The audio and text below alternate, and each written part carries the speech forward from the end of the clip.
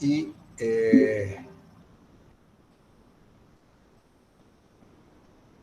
bueno, ¿Comienzo?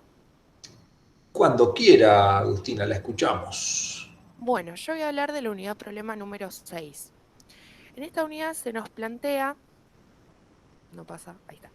En esta unidad se nos plantea que Santiago es el más bajito del grado, que por esto sus padres lo van a llevar a un control médico para justamente evaluar si este crecimiento se está dando dentro de los parámetros normales o si está conllevando algún proceso patológico. No podemos dejar pasar que tiene 12 años. Por la edad, podemos inferir que se trata de un chico que está entrando en la pubertad y en la adolescencia, que no debemos confundir una cosa con la otra. La pubertad es un proceso físico y biológico que lleva un cambio, un crecimiento y un proceso de maduración sexual. La adolescencia, en cambio, es un proceso psicológico y social que va a llevar un cambio a nivel justamente psicológico y social de transición entre la niñez y la edad adulta. Entonces, como la pubertad es un proceso físico y biológico, el médico va a analizar a Santiago con dos tablas. Una es la de los percentiles y la otra es la de la escala de Tanner. Esta que vemos acá a la derecha es un ejemplo de un percentilo que mide la estatura. Entonces, los percentilos pueden medir la estatura, pueden medir el peso, pueden medir el perímetro cefálico. En este caso vamos a analizar la estatura de Santiago, un niño de 12 años. Entonces, ¿qué vamos a analizar con los percentilos? Es una tabla que nos va a determinar si la estatura, en este caso, se encuentra dentro de los parámetros normales. ¿Qué sería dentro de los parámetros normales? Entre P3 y P97. Entre estos percentilos vamos a considerar que se trata de una estatura normal y si se encuentra por debajo o por encima, vamos a considerar que esta estatura está fuera del rango de la normalidad. Y después tenemos la escala de Tanner. La escala de Tanner lo que va a analizar es el nivel de maduración sexual del niño. ¿Y por qué es importante que analicemos esto? Porque no es lo mismo que un chico se encuentre en el primer estadio de la escala de Tanner, lo que significa que le queda muchísimo por crecer, a que se encuentre en el último estadio de la escala de Tanner, lo que significa que ya alcanzó los caracteres sexuales secundarios, que ya se desarrolló y que ya no va a crecer más. Entonces, así llegamos al tema principal de esta unidad, que es el sistema endocrino. El sistema endocrino es un sistema encargado de regular la homeostasis general del cuerpo. ¿Qué significa? Significa que va a regular y va a buscar tener un equilibrio entre todos los sistemas internos del cuerpo. Agustina, la voy a cortar. Sí. ¿Por qué pegó ese? ¿Por qué usted considera después presentar los percentilos y hablar de la escala de Tanner? Dice, bueno, esto nos lleva al sistema endocrino. ¿Cómo en su cabeza, cómo se le hizo ese vínculo entre lo que venía hablando de los percentilos de la escala de Tanner y de repente a mí me aparece el sistema endocrino como diciendo, esta chica se perdió en lo que venía hablando? ¿Usted me puede orientar a ver si realmente qué es lo que la vincula? Sí, porque justamente, un segundito, justamente estos percentilos van a analizar el crecimiento. El crecimiento, como dije al principio, está regulado por el sistema endocrino. Y la escala de Tanner lo que va a analizar es el nivel de maduración sexual, que la maduración sexual, lo que analizamos en la escala de Tanner son los caracteres sexuales secundarios, Y usted, que los... espere, me va aclarando un poco, pero dentro de ese sistema endocrino que usted va a hablar, Ujú. ¿qué sería la parte o glándula que usted relaciona más al crecimiento? ¿Y cuáles serían las glándulas o partes del sistema endocrino que usted relaciona más a lo que sería la pubertad o la maduración sexual? Ah, eso ahora yo lo voy a hablar en la siguiente diapositiva. Ah, bueno, esperaré. Muy bien, continúe. Bueno, bueno, acá vemos que tenemos el sistema endocrino. En el sistema endocrino, yo dije que, bueno, es el sistema que va a tratar de buscar un equilibrio entre los sistemas internos del cuerpo. ¿Cómo va a hacer esto? Lo va a hacer por medio de unas sustancias químicas que denominamos hormonas. Las hormonas van a ser secretadas por una célula secretora, va a ser secretada hacia la sangre por la que va a viajar hasta llegar a una célula diana. Esta célula diana es una célula que tiene receptores específicos para esta hormona. No es que la hormona va a actuar sobre la primera célula que se le cruce, sino que va a actuar específicamente sobre la que tenga el receptor específico para ella. La especificidad del sistema endocrino va a estar dado justamente por este receptor y no por la hormona. Entonces, con respecto a lo que justo me preguntabas antes, en este caso particular de que se nos plantea de un niño que está creciendo, vamos a ver que la hormona que más se destaca en el crecimiento es justamente la hormona de crecimiento o somatotropina. Esta somatotropina puede actuar tanto de forma directa como por medio del factor de crecimiento similar a la insulina. Este factor de crecimiento similar a la insulina lo que va a hacer es ir al músculo, no al músculo, perdón, ir al hueso y al cartílago de crecimiento y estimular su crecimiento, valga la redundancia. Se lo denomina factor de crecimiento similar a la insulina porque es igual a la insulina en un 50%. Y luego tenemos también otras hormonas que son importantes para el crecimiento, como, como son las hormonas tiroideas, que son la T3 y la T4.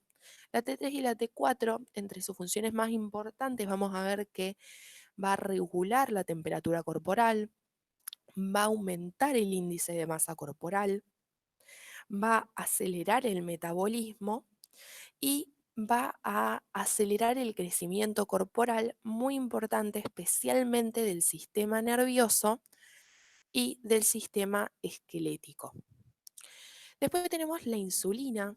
La insulina también es muy importante porque también va a contribuir en este proceso de crecimiento corporal. Y después tenemos las hormonas sexuales, que son muy importantes porque son aquellas que van a estimular la aparición de los caracteres sexuales secundarios. Lo, Le hago una pregunta acá. sí.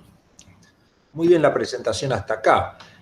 Ahí usted está poniendo como 4 grupos hormonales. La pregunta que le hago acá es la siguiente.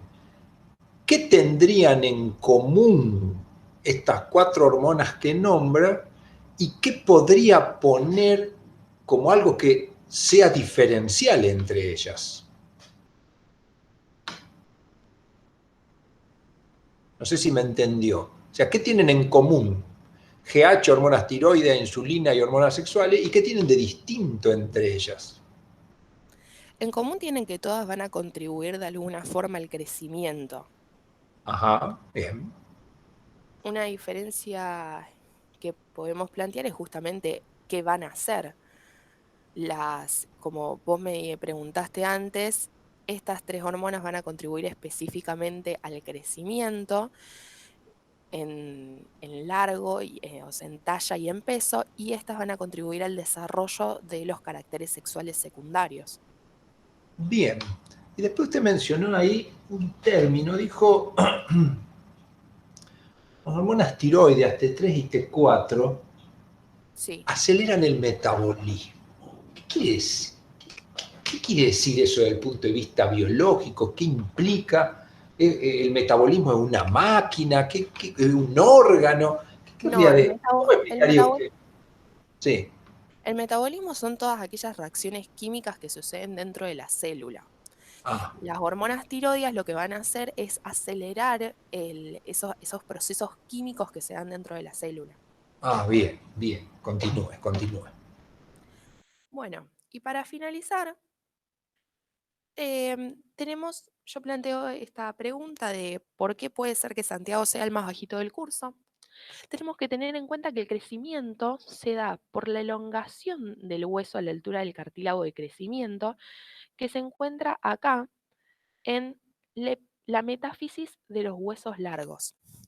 Esto sería el proceso de osificación que vemos nosotros en la unidad problema número 1. Y entonces el crecimiento se va a dar a esta altura, del cartílago de crecimiento a la altura de la metáfisis y de los huesos largos. Y este crecimiento se va a dar hasta que el hueso se osifique por completo, como vemos acá en este último nivel. Entonces podemos decir que este crecimiento que va a tener Santiago y van a tener todos los niños, va a estar dado por cuánto lleguen a crecer los huesos antes de que se osifiquen. Esta osificación está dado por hormonas y este crecimiento también va a estar dado por hormonas.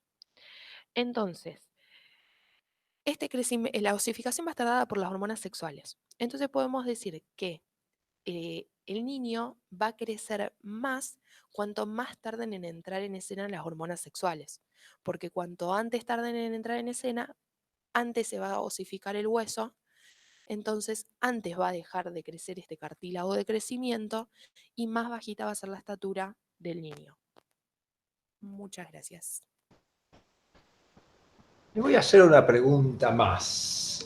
Sí. Supóngase que, bueno, Santiago vino con los padres a la consulta, ¿no es cierto? Bueno, usted hace todos los estudios. Para la edad de 12 años, la altura le cae debajo del percentilo 3. Y cuando lo clasifica según la escala de Tanner, está en el estadio 1. ¿Qué le dice a los padres? Y yo le diría que no se preocupen por el momento, que obviamente que va a haber que seguir controlándolo para ver si después no deriva en algo fuera del rango normal, pero que simplemente se trata de un chico que todavía le falta muchísimo por crecer y que es bajito en este momento, pero no sabemos si después va a pegar el famoso estirón porque justamente le falta por crecer. Si usted le hiciera una medición de hormonas sexuales en sangre con respecto a una persona adulta, ¿encontraría valores más altos o valores más bajos?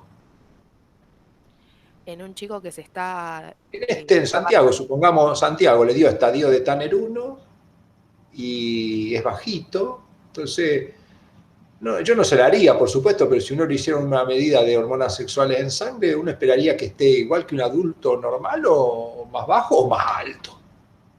No, va a tener un nivel de hormonas, no sé en el primer estadio, en el segundo sí vamos a encontrar un nivel de hormonas más alto, porque justamente se está desarrollando.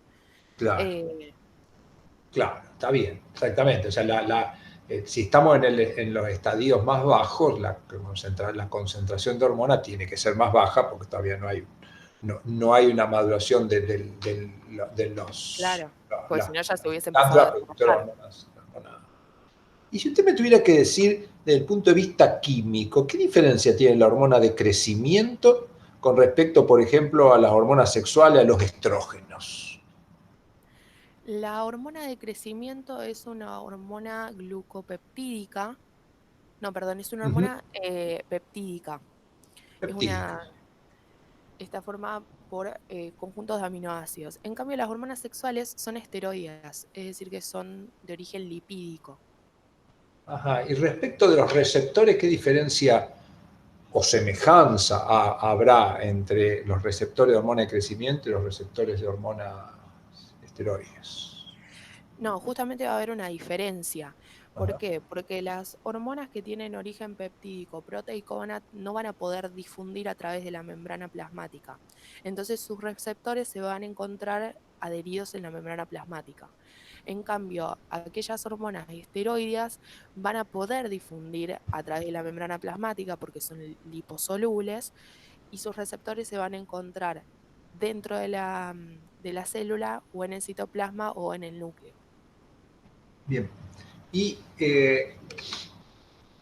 esa es una buena diferencia, se asocia a las propiedades físico-químicas de la hormona. ¿Y cuál sería la principal semejanza que usted encuentra entre ambos receptores? Que ambos receptores son específicos para esa hormona. Perfecto, son específicos. Y desde el punto de vista estructural, ¿los receptores qué son? Son proteínas. Son proteínas, muy bien. O sea que se tienen que sintetizar por los métodos de síntesis proteica. ¿Qué Exacto. calcula que se sintetiza un receptor de hormona de crecimiento? El retículo endoplasmático rugoso. Estoy de acuerdo, pero ¿por qué usted me dice que se sintetiza allí? Porque las proteínas se pueden sintetizar en el retículo endoplasmático rugoso o en los ribosomas, dependiendo de dónde vayan a cumplir su función.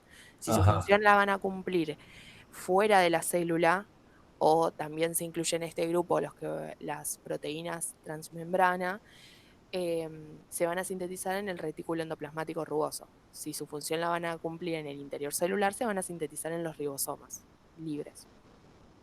Impecable. Impecable. Muy bien.